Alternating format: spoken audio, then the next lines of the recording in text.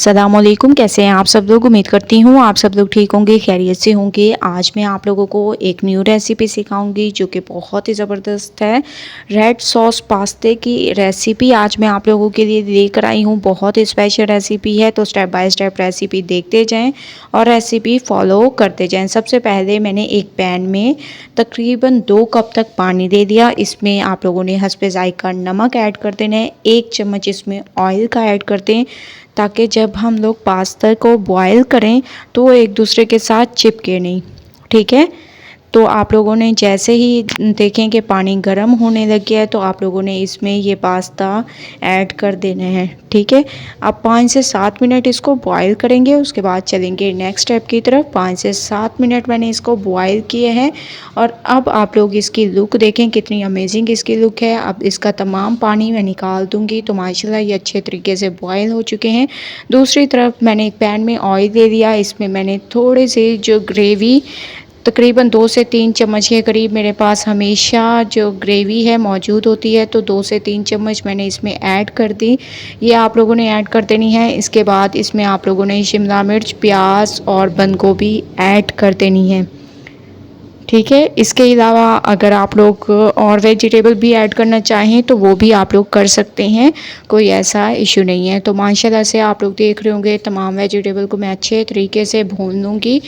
माशाल्लाह बहुत ही अमेजिंग खुशबू आने लग गई है। अब हम इसमें डाल देंगे चिली सॉस। ठीक है, 2 चम्मच भरकर आप लोगों ने चिली सॉस ऐड कर देना है। इसके अलावा चिली गार्लिक सॉस, ये भी आप लोगों ने 2 चम्मच ऐड कर देने हैं। अगर आप लोगों को चिली गार्लिक सॉस पसंद नहीं है तो 2 चम्मच आप लोग केचप के भी यूज़ कर सकते हैं। अच्छे तरीके से इसको मिक्स करेंगे, बहुत ही अच्छे तरीके से मिक्सिंग होनी चाहिए। तकरीबन 2 चम्मच के करीब मैं इसमें बॉयल की हुई चिकन भी ऐड कर दूँगी। ये टेस्ट के लिए है, अगर आप लोग ऐड करना चाहें तो करें, वरना इस स्टेप को स्किप कर दें।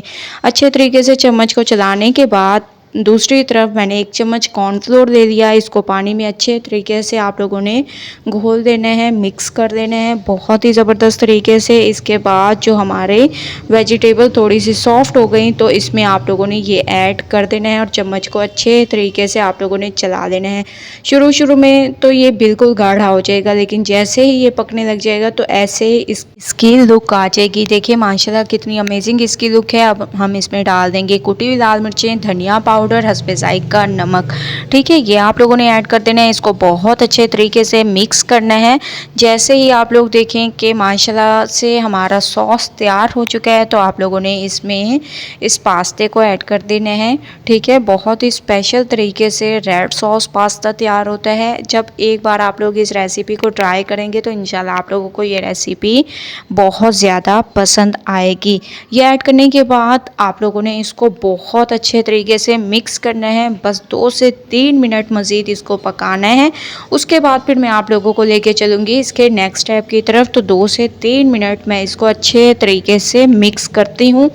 तो आप लोगों ने एक बार इस सॉस की रेसिपी को और रेड सॉस पास्ता ज़रूर ट्राई करना है। ठीक है, अगर आप लोगों को ग्रेवी की रेसिपी चाहिए तो वो भी मेरे चैनल पे मौजूद है, आप लोग मेरे चैनल पर विज़िट करके देख सकते हैं। 2 से 3 मिनट मैंने इसको अच्छे तरीके से मिक्स किया। अब हम इसको एक बाउल में निकाल लेंगे। तो आप लोगों ने तमाम को एक बाउल में निकाल देना है और फिर चलेंगे इसकी फाइनल लुक की तरफ। तो माशाल्लाह आप लोग देख रहे होंगे कितनी अमेजिंग इसकी लुक आ रही है और बहुत ही स्पेशल तरीके से हमारी ये रेसिपी तैयार हुई है। तो ऊपर से आप लोगों ने थोड़ा सा हरा धनिया ऐड कर देना है, इससे इसकी खूबसूरती में इजाफा होगा। और माशाल्लाह से रेड सॉस पास्ता हमारा बिल्कुल तैयार हो चुका है एक अमेजिंग तरीके से।